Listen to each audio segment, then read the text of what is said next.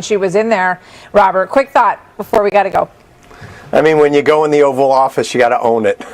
Yeah, absolutely. Absolutely. And you know, President Trump was like, come on in, Gretchen Whitmer, governor of Michigan. So, yeah, opportunity all around. But that is a photo that is never going to go away, no matter who she runs against. Robert, thank you very much. Tommy, great to see you both. Happy Monday. Thanks, guys. So that is the story for this Monday, April the 14th. And as always, the story will go on, and we will see you back here tomorrow at 3 o'clock. Will Kane's got a great show fired up, and he's getting ready to start in just a few seconds from now. That's where you can find me on social media, on Instagram and on X.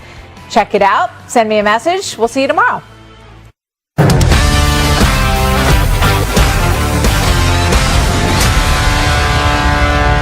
Thank you, Martha. Live from Texas, this is The Will Kane Show.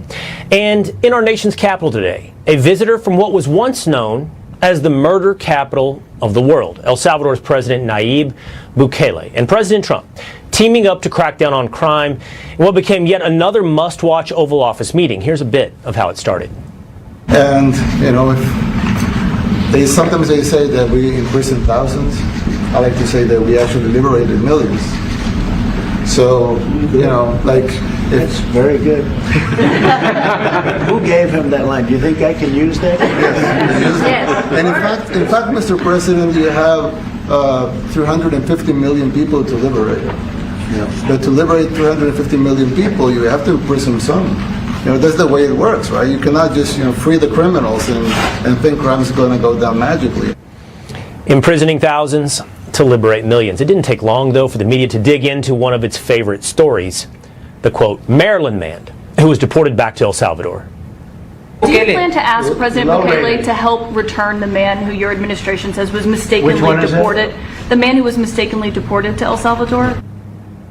And here's how the Trump team responded to that. That's not up to us. The Supreme Court ruled, President, that if, as El Salvador wants to return him, this is international matters, foreign affairs, if they wanted to return him, we would facilitate it.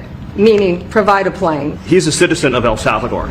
So it's very arrogant even for American media to suggest that we would even tell El Salvador how to handle their own citizens as a starting point. The foreign policy of the United States is conducted by the President of the United States, not by a court.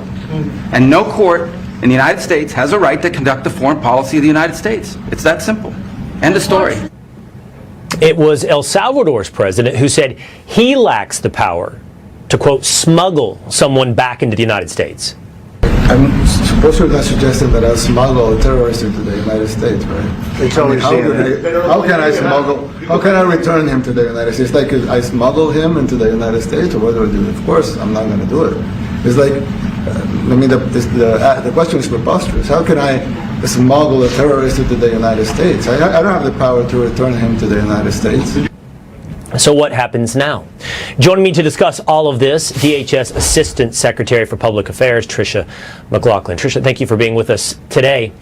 Let's start with the case that everyone asks about, and we end there with both the El Salvadorian president and the President of the United States and his cabinet discussing the quote-unquote Maryland man, Abrego Garcia. What then does that leave his status? It seems it would be his status will remain in El Salvador. Yeah, absolutely. Well, I think that this illegal alien is exactly where he belongs, home in El Salvador. He was in our country illegally. He's from El Salvador, was born in El Salvador, and oh, the media forgot to mention he is an MS-13 gang member. The media would love for you to believe that this is a media darling, that he's just some Maryland father. Well, Osama bin Laden was also a father, and yet he wasn't a good guy, and they actually are both terrorists. He should be in this El Salvador prison for terrorists, and I hope he will remain there, and good on President Bukele. What is the current status of deportations? Are we still sending men? I heard Stephen Miller this morning on with America's Newsroom. We're still using Guantanamo Bay. We're still sending people to El Salvador. I would assume those are people that the administration has deemed as members of MS-13 or some other international terrorist organization. Tell me the current process of deporting people like the man you sent back to El Salvador. Well, as Secretary Noem noted in the recent cabinet meeting, our deportation numbers have almost doubled in the last few weeks. So we're very optimistic. Our ICE operations, they're very people are ready to go. They're no longer being hamstrung by the Biden administration. People are back on the job, able to really be empowered to go out there and arrest these criminal aliens. You know, Will, it's disgusting what I see coming behind my desk. These rapists, murderers, child predators who have just been allowed to sit in our country without our ICE agents being able to arrest them. And actually, President Trump and Secretary Noem are going after them and getting them out of our country. And of course, the initial crime that everyone is focused on is actually the one that brings them here in the first place, which is illegal immigration. President Bukele talked about that. He talked about some of the people he's interviewed that are in prison now in El Salvador. Watch.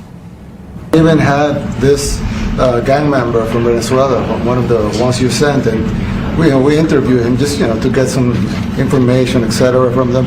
And he said, oh, well, I got arrested 6 times, but they released me the 6th time, so I should be released again. And then he said, well, what's the last thing you do? And he said, well, I shot a cop in the leg, but I didn't kill him. So he's not getting released. But the last time he shot a cop, actually, and he shot him in the leg. So these are, like you said, yeah, there's something broken. Arrested 6 times. He tells the story there.